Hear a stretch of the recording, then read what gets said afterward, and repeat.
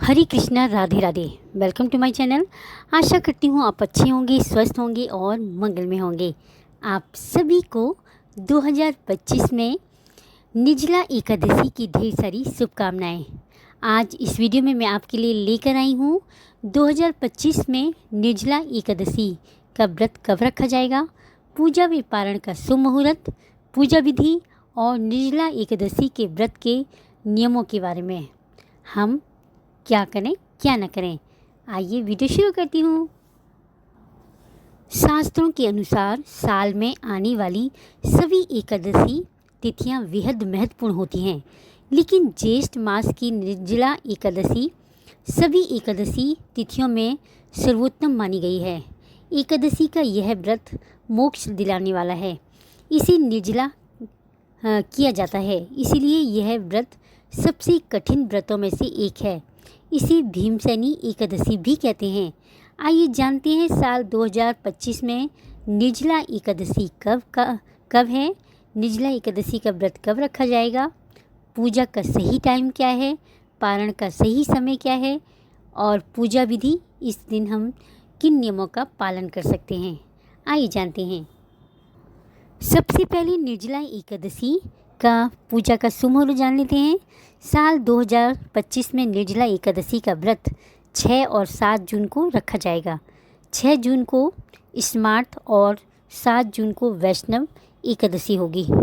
एकादशी तिथि प्रारंभ होगी 6 जून प्रातःकाल 2:15 पर। एकादशी तिथि का समापन होगा 7 जून प्रातःकाल 4:47 पर।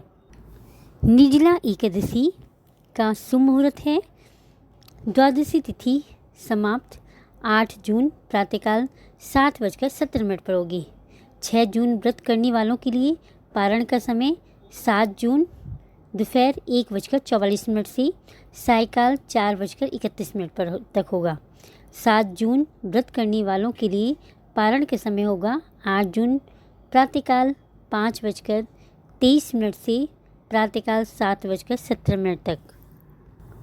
अब की बार बहुत ज़्यादा कन्फ्यूजन है कि निर्जला एकादशी 6 जून को रखें या 7 जून को रखें। देखो, कुछ लोग पूरे 2 दिन का व्रत रखेंगे, 6 का भी और 7 का भी। और देखो, 6 का अगर हम रखेंगे व्रत तो ये इसका पारण होगा 6 तारीख एकादशी का जो व्रत रखेंगे उसका पारण होगा 1:44 से, और बहुत ज़्यादा टफ हो जाएगा, इतना रख नहीं पाएंगे। तो हम ऐसा कर सकते हैं, 6 तारीख को फलाहार वाला व्रत रखें और 7 तारीख को निर्जला एकादशी। तो आपकी दोनों एकादशी पूर्ण रूप से हो जाएंगी। क्योंकि अगर 6 तारीख को भी एकादशी रखना गलत नहीं है। 6 तारीख को इस्कॉन मंदिर, गौरिया मठ में कुछ जगह रखी जा रही है 6 तारीख को एकादशी, और बांके बिहारी वृंदावन, खाटू श्याम सीकर, ये सब जगह 7 तारीख को एकादशी का व्रत रखा जाएगा। देखो, 6 तारीख को एकादशी 10वीं युक्त एकादशी है। तो आप 6 तारीख को अगर व्रत रखते हैं तो इसका पारण भी बहुत टफ हो जाएगा। और वैसे अगर आप रखते हैं तो आपको एक एकादशी का व्रत तो अवश्य ही फल मिलेगा।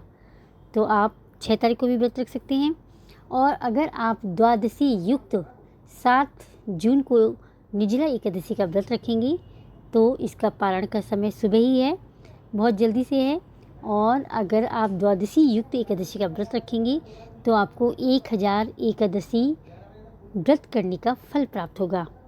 हमारी श्री हरि कहते हैं, अगर एकादशी 2 दिन की पड़ रही है तो हमें शुद्ध एकादशी का व्रत त्याग कर द्वादशी युक्त एकादशी का व्रत रखना चाहिए।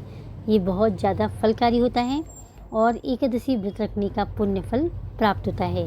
और हमारे श्री हरि को द्वादशी युक्त एकादशी बहुत ही ज़्यादा प्रिय है।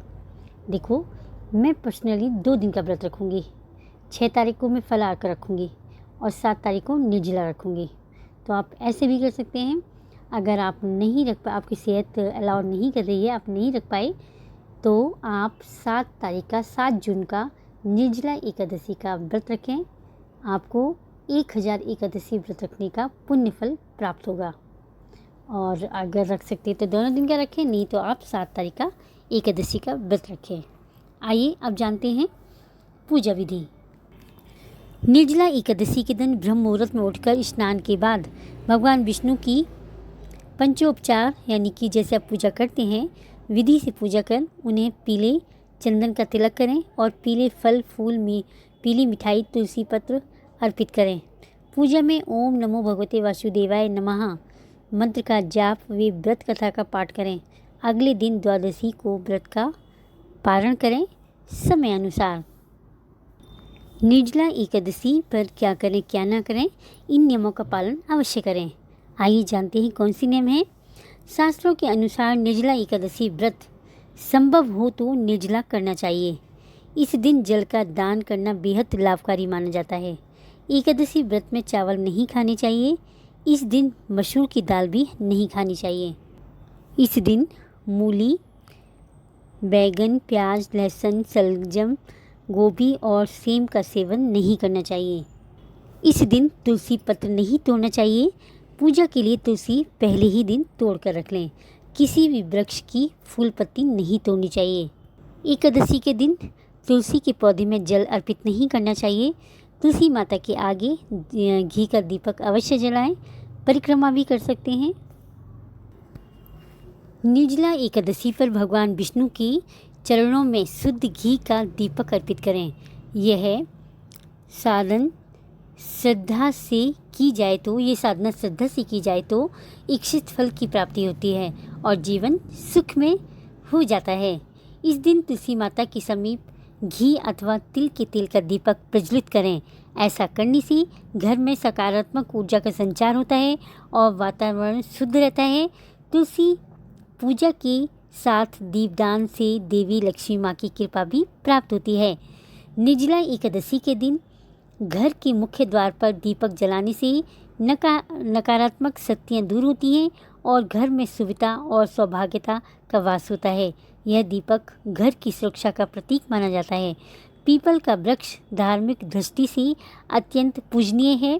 इस दिन पीपल वृक्ष के नीचे घी का दीपक जलाने से पित्त दोष का निवारण होता है और पूर्वजों को मोक्ष की प्राप्ति होती है। साथ ही जीवन की कठिनाइयाँ भी दूर हो जाती हैं। ये उपाय आप बहुत ही इजीली उपाय हैं, आप अवश्य करिएगा। अगर वीडियो अच्छी लगी हो तो लाइक करें, कमेंट करें, मीनूस लाइफ स्टाइल को सब्सक्राइब करें। हरे कृष्णा, राधे राधे।